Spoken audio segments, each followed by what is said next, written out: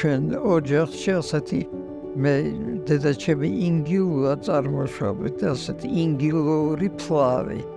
აი ამას აკეთებდა ბებიაც ჩემი, აკეთებდა დედაც ჩემი, აკეთებდა და მეც ვაკეთებ მას და ჩემ შვილებსაც ძალიან უყვართ და იმედია შვილებსაც და შედგება ბრინჯისგან, ქიშმიშისგან და წაბლისგან, აი ეს არის სპეციფიკა.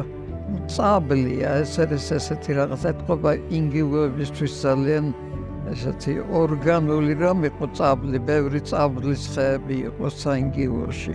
და ეს წაბლი რაღაც ძალიან თავისებურ გემოსაზრდებს და მართლა ძალიან გემრიელია და რაც მთავარია, აი ტრადიციულია და იმ დროსაც აი ბებია ჩემს მაგონებს, რომელიც საინგილოდან იყო თვითონ.